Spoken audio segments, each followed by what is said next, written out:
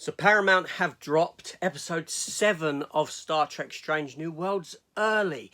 This is the crossover episode with Lower Decks, one that we've all been waiting for, and here I am with my review for you. So let's get into this one.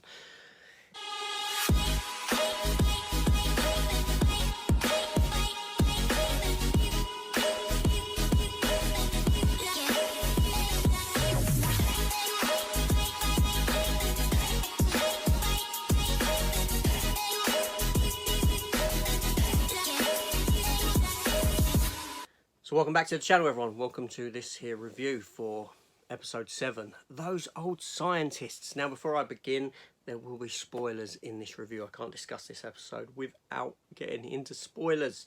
This episode I have been waiting for because I love Lower Decks. I think it is fantastic. And this episode here, yes, it opens in animation. They've actually done that. It opens with a cartoon segment from or of Lower Decks, where we come to find out that this young motley crew, they've been assigned to go and check out this a portal, an inactive portal that is on Kronoth B, and this is a portal that in the past has been discovered by Captain Pike and his crew.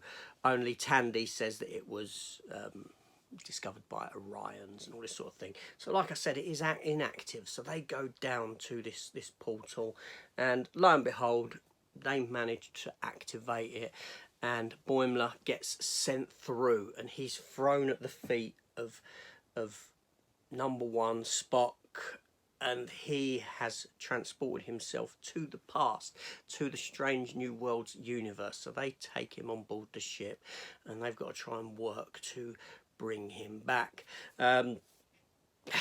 This obviously opens up an array of humour, shall we say, because Boimler is there, played by Jack Quaid, obviously the individual that voices Boimler in the TV show, Dennis Quaid's son.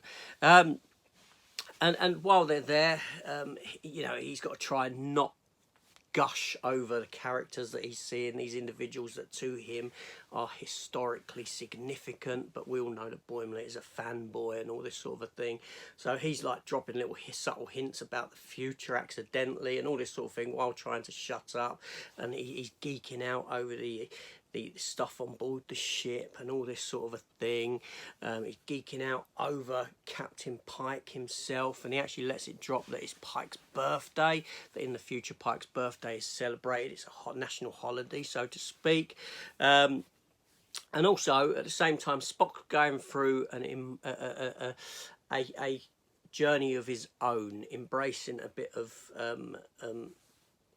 emotion, human emotion, and Boimler sees this to be somewhat freaky, and assumes that he's the one who has changed Spock in such a way that it could potentially have a butterfly effect on the future. So he asks Nurse Chapel about this, and because he thinks that Spock is acting strange and all this sort of a thing, but what he actually does is makes Nurse Chapel realise that her relationship with Spock is not going to actually go anywhere very far, because Boimler knows Spock to be a serious, you know, toned individual, whereas in this Spock is laughing and smiling at him and all this sort of thing, and he finds it completely weird, and it freaks him out. We come to meet some Orions, because obviously in the future they believe that an Orion science vessel was the first vessel to locate this, or Tandy does, to locate this portal. So when this Orion vessel turns up, Pike assumes it to be hostile, to be pirates, and Boimler says, you know, it's not right to assume that all Orions are pirates, because, you know, he has one on his ship anyway, an Orion Tandy. So the Orions do go under the guise of a science vessel, but it's not like, you know, they are pirates, of course they are. and they steal the device, and they have to go after the Orions to get this device back, because obviously they need to send Boimler back.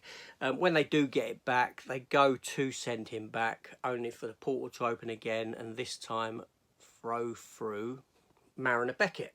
She comes through, so now she's trapped in the past as well. So the troubles have doubled, shall we say, for the crew of the Enterprise. So the story goes on, and they have to find a way of getting this crew back. And one of the ways of doing this is they've got to find heronium. So Boimler has to work with Spock to try and synthesize heronium. This goes awry and causes an explosion. But then they come to realise that older starship vessels like the NX-01 was made of heronium in its alloys, and part of that vessel would be utilised on board the Enterprise, in that when a new ship is made, there is a part of the older ship that is used in the making of the new one, kind of like to put it into its DNA. So they utilise this component that's made with heronium to activate the device to get these characters back. So there we go, and that's pretty much the episode there. So this episode is fantastic. It's great. It's bookended with animation. It starts with animation, it ends with animation, and we do get an animated segment at the end of the Strange New Worlds cast in animated form, celebrating Pike's birthday. Yeah, we even get the opening segment. The opening titles are done in animation. They've animated it, even with a few little nod jokes to the opening of Lower Decks, the series, there as well. So again, that was really nice to see. Really good, fantastic. There's a great scene between Boimler, Mariner Beckett and Pike, where he tells them to stop telling people that it's his birthday, that he doesn't want to celebrate it. He expresses the reasons why he doesn't want to celebrate it, to do with his father. Boimler kind of drops a hint that Pike may not have too long left here, although Pike is obviously aware of this. Boimler's not aware that Pike is aware of this, but Pike says, I am aware, basically, of my future and what's going to happen with it. And yeah, so, this was a really fun episode. It truly was. I mean, I think that Star Trek Lower Decks is a fantastic series. I enjoy it. I enjoy what it does. I enjoy the love that it has for Star Trek, for Star Trek lore and this all sort of thing. I enjoy that. Even the title of this episode, Those Old Scientists, TOS, the TO, and in they call it the TOS era of Star Trek, the original series era of Star Trek in Lower Decks, but for them it stands for Those Old Scientists. So he goes back to the TOS, Those Old Scientists era of Star Trek. It's just a whole lot of fun. It's great to see Jack Quaid, as Boimler. It's great to see the actress who voices Mariner Beckett as a human self. You see the costumes made in live action. A fun episode. As every actor of the main cast of Strange New Worlds gets to interact with these characters here. You get a bit. Everyone gets their moment with them. It's just very, very good. What more could I say? This fantastic episode. And like Boimler himself as a fanboy, I was gushing over this episode and the combining of these two different Star Trek shows just really worked and really came together extremely well. Little jokes about how great Pike's hair is, fantastic.